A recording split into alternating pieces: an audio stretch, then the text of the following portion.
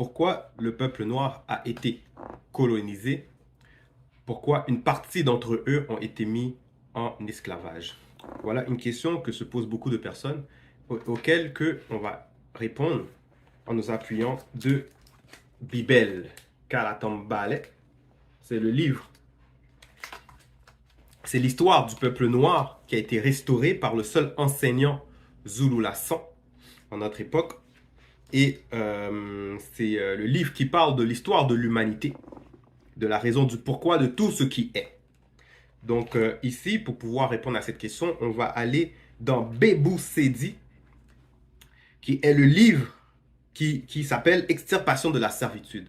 En fait, ça concerne un personnage très important, un initié en chef consacré qui s'appelait Boussi. Et Boussi, c'était l'intermédiaire entre le monde des hommes et les entités du grand ordre des choses. Vous allez les nommer dieux. Mais ce sont les entités du grand ordre des choses. Donc Boussi, c'était l'intermédiaire entre le peuple et les entités du grand ordre des choses. Et c'était aussi l'intercesseur par rapport au peuple, celui qui a délivré le peuple par rapport à une oppression occulte. Dans cette époque-là, cette oppression, c'était dû à des portes d'entrée que le peuple noir non initié avait. Et ils étaient oppressés par un démon dragon. Donc, un puissant démon dragon. Donc, Boussi, en cela, il a délivré le peuple et on lui a mandaté à retransmettre les lois au peuple pour que le peuple puisse ne pas retomber dans l'oppression, dans une forme de servitude. En cela, dans Bébou Sedi, Boussi a reçu des lois et je vais en lire quelques-uns, en fait, les points qui concernent la situation que l'homme noir vive. Donc, je ne vais pas lire tous les lois, mais quelques-uns. Donc, dans Bébou Sedi, voici les paroles que les entités spirituelles du grand ordre des choses adressèrent à Boussi. On retrouve ça dans Bébou Sedi 12, verset 4. Elles parlèrent en ces mots: Tété est seul créateur unique, vrai et véritable. C'est à Tété seul que tu te prosterneras spirituellement selon le Verbe afin de lui rendre un culte. Il n'y a point et il n'y aura point de créateur que Tété. Tu ne dois point faire d'image sculptée ni de forme qui ressemble en quoi que ce soit aux entités du grand ordre des choses dans le non visible, ou des entités déchues qui sont dans le monde occulte, ni toute forme de vie physique sur la terre ferme, dans les eaux et dans la terre, afin de ne point te prosterner devant elles, ni leur rendre un de culte. Donc, ça veut dire les adorer. En effet, tu étais le créateur et seul créateur. Donc, ça, c'était les recommandations. C'était la première loi que Boussi a adressée au peuple non initié. Il y avait aussi des lois sur l'interdiction sur le rituel des sacrifices. Donc, dans Belais, dans le livre de Belais, au chapitre 1, verset 2, il est dit: Moutatedi ordonna à Boussi de communiquer au peuple les prescriptions suivantes. Aucun homme, femme et jeune homme parmi le peuple, quel que soit son rang, n'offrira point d'animaux en sacrifice à Tété. Tété, c'est Loba, ça veut dire père. Donc, au verset 3, ça dit: Quiconque mettra à cœur de le faire deviendra aussitôt une abomination pour le verbe de Tété. Et aucun sacrifice animal physique n'a et ne peut et ne pourra à aucun moment faire obtenir le pardon des péchés. Au chapitre 2, il est dit: Aucun homme, femme et jeune parmi le peuple, quel que soit son rang, n'offrira point une offrande végétale à Tété. Quiconque mettra à cœur de le faire deviendra aussitôt une abomination pour le verbe de Tété. Même s'il s'agit d'une offrande cuite au four. Et il y avait, au chapitre 3 encore, aucun homme, femme ou jeune parmi le peuple, quel que soit son rang, ne prendra point de sang animal afin d'y tremper son doigt pour faire cette aspersion en évoquant le nom de Tété. Quiconque mettra à cœur de le faire deviendra aussitôt une abomination pour le verbe de Tété.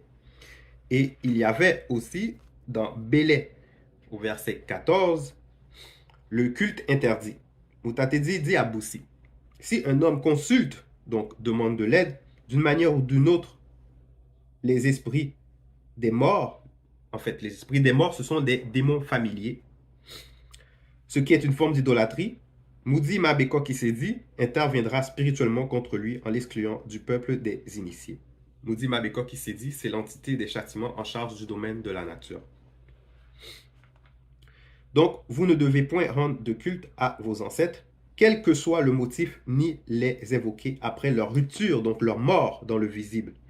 Il en est de même en ce qui concerne les animaux et les insectes. Donc voilà, ça c'était quelques lois relatives justement à la première loi. Donc le fait de donner un culte qu'à Loba seul, donc Tété. Mais maintenant, quand Boussi donnait ses recommandations au peuple, il y avait aussi des avertissements qui se faisaient, des mises en garde par rapport à la désobéissance à ces lois-là. Comme j'ai dit, à savoir qu'il y a plein d'autres lois encore que je n'ai pas nommées dans cette vidéo, mais il y avait des avertissements, des mises en garde. Et ces mises en garde, on est capable de le voir dans Biala 4,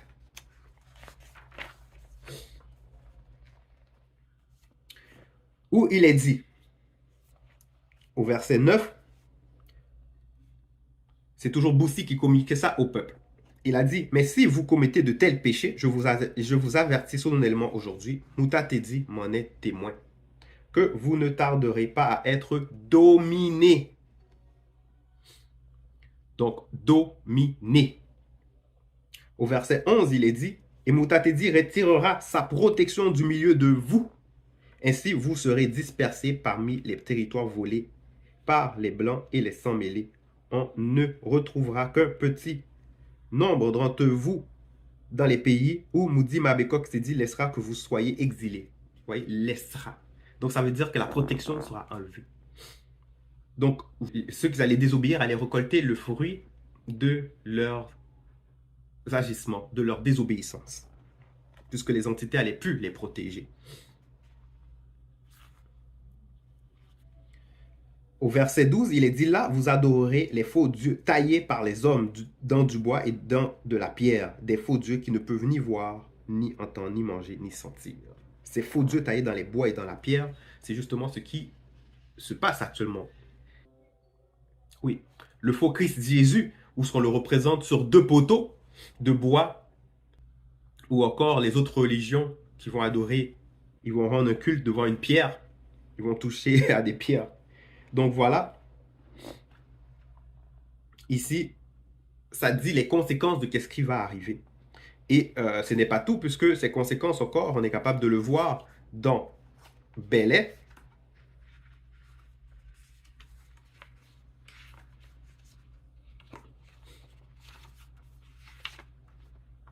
Donc dans Belay, donc les malédictions, toujours. 19, au verset 1 à 4, ça dit, si vous n'obéissez pas et ne mettez pas en pratique tous ces commandements, si vous rompez l'alliance du verbe de Tété en rejetant ses lois et en vous détournant des règles établies, il enlèvera sa protection. Ensuite, vous serez épouvantés par le dépérissement et la fièvre, ces mots qui épuisent le regard et dégradent la qualité de vie. Vous ensemencerez vos champs, mais en vain, car ce sont les Blancs et les sans-mêlés qui s'empareront des récoltes. Vous serez vaincus par le monde occulte, vous tomberez sur la domination des Blancs et des sans-mêlés.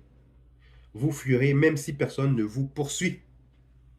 Si cela ne vous ramène pas à obéir au verbe de Tété, le châtiment de vos fautes sera multiplié par 7 pour briser votre orgueilleuse assurance. Le ciel au-dessus de vous sera fermé, ainsi vos terres seront privées de pluie. Les Blancs et les sans-mêlés déclencheront des attaques contre vous et ils vous disperseront dans leur territoire.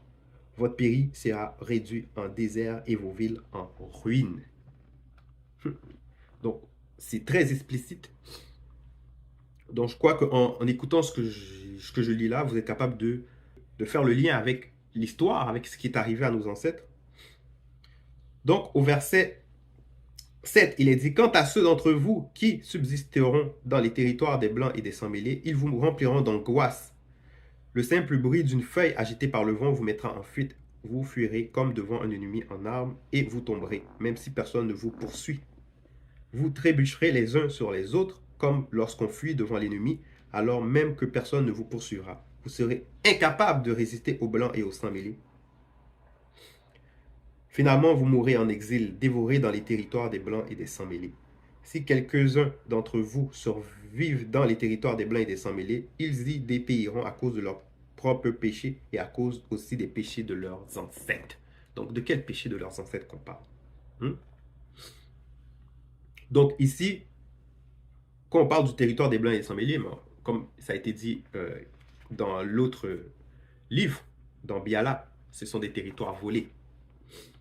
Mais maintenant, ça dit ici que le peuple noir dépériront à cause de leurs propres péchés et aussi à cause de ceux de leurs ancêtres. Alors de quel péché qu'on parle? Toujours de celle de l'idolâtrie.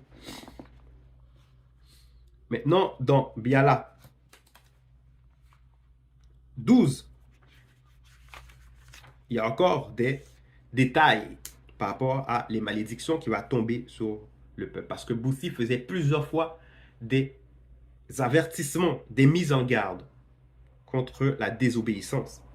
Donc dans Biala 12, verset 18, il est dit: vos bœufs seront abattus devant vous et vous ne mangerez pas de leur viande. Vos ânes seront volés en votre présence et vous ne pourrez pas les récupérer. Les blancs et les sans mêlés s'empareront de vos brebis et aucune entité ne viendra à votre secours.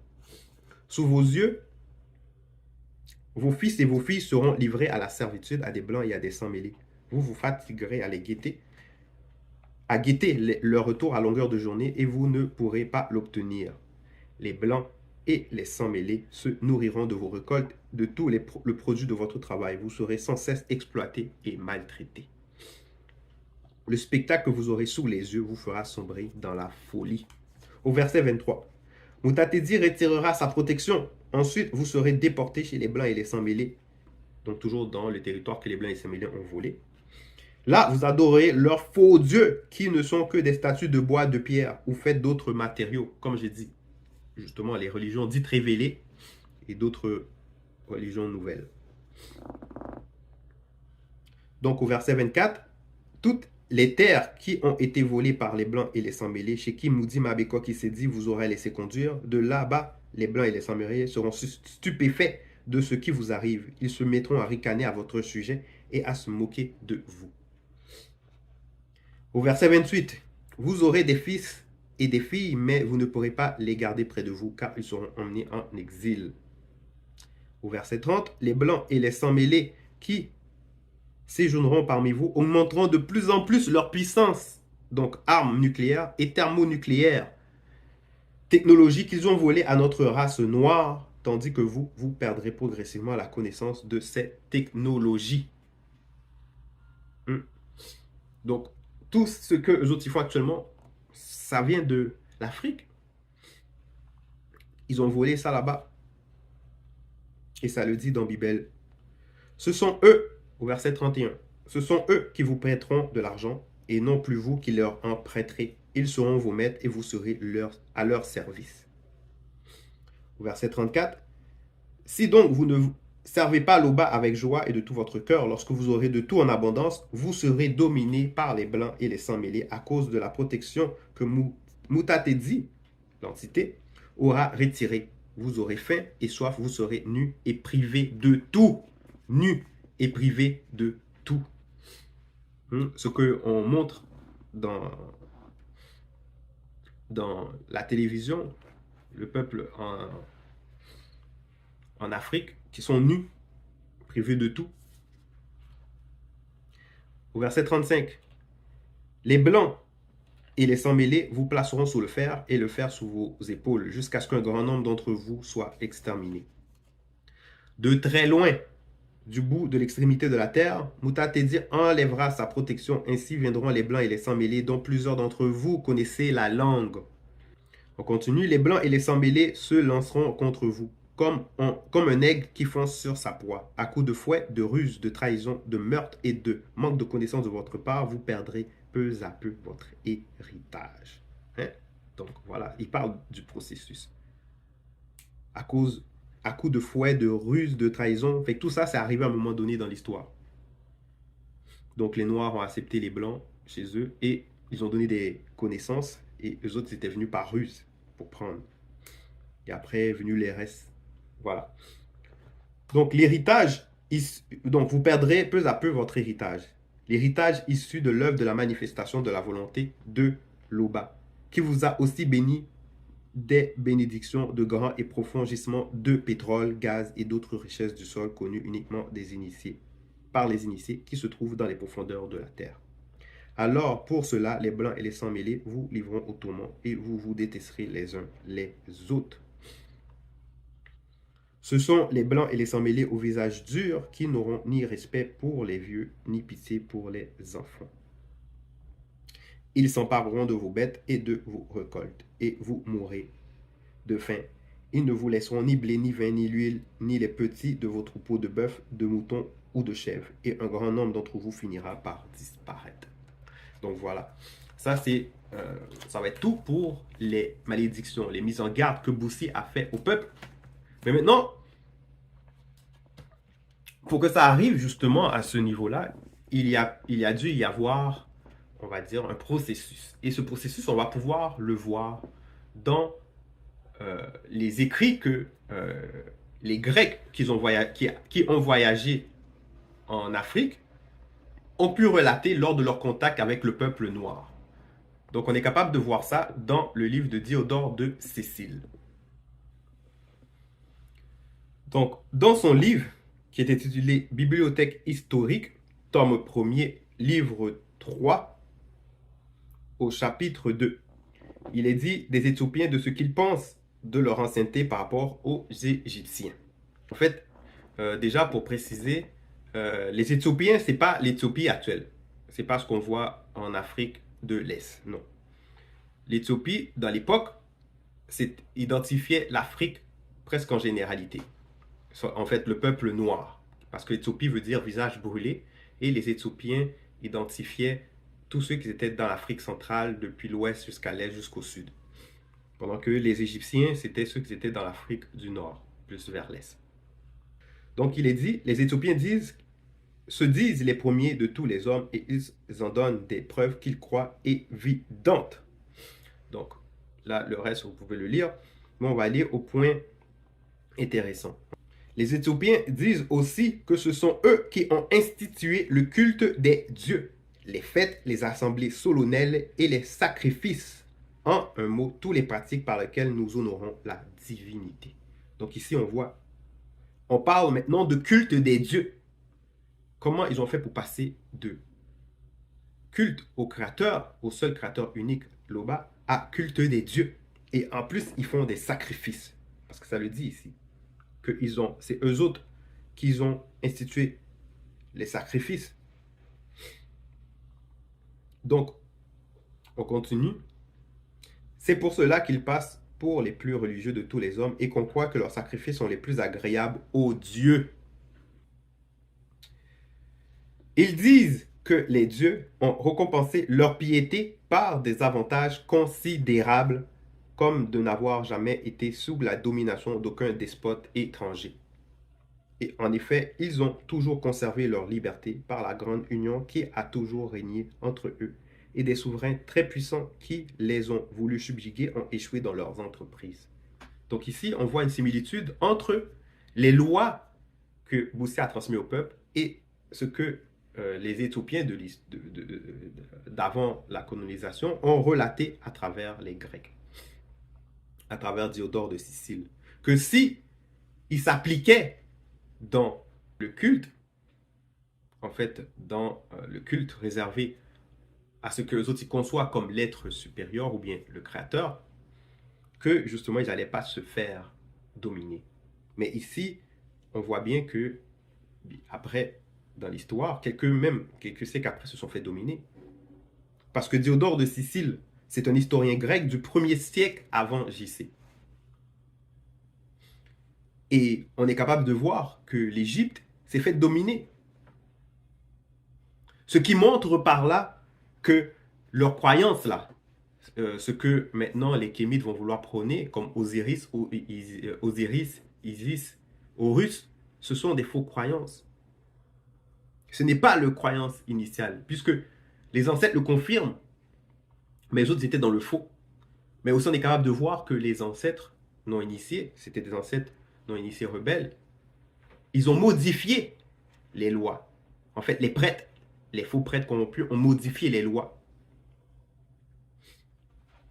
Et le peuple a adoré des divinités à la place d'adorer le Créateur. Parce que divinité, c'est être suprême. Être suprême, être, c'est une créature. Donc, et c'est pas juste en Égypte qu'on peut voir on va dire, que le peuple a désobéi à la loi. Même dans l'Afrique de l'Ouest, ceux qui pratiquent le vaudou, eux aussi, ils ont tous été colonisés. Parce qu'ils ont changé l'adoration qui revenait qu'au Créateur et ils ont commencé à le donner, à le faire aux divinités.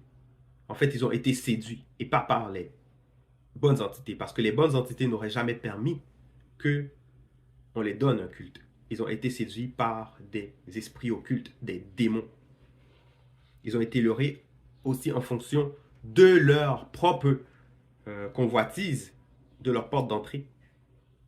Et c'est à cause de ça que justement que le peuple a été colonisé et qu'une partie d'entre eux a été mis en esclavage. Et là, à partir de là, ils ont commencé à rentrer dans d'autres formes de religion contre leur gré, les religions dites révélées. Donc voilà, ici, ça vous montre que, en fait, la situation que le peuple vit actuellement, la colonisation, l'esclavage et toutes les répercussions qui suivent par après, est due justement à cette désobéissance à la loi que Boussi avait donnée au peuple, que l'adoration revenait qu'à l'Oba seul, le créateur unique, que connaissaient nos ancêtres noirs initiés, depuis le premier homme jusqu'à Zululassan, qui est le seul enseignant mandaté, l'être suprême qui est venu dans notre réalité pour nous éclairer. Donc, c'était tout pour le message. À bientôt.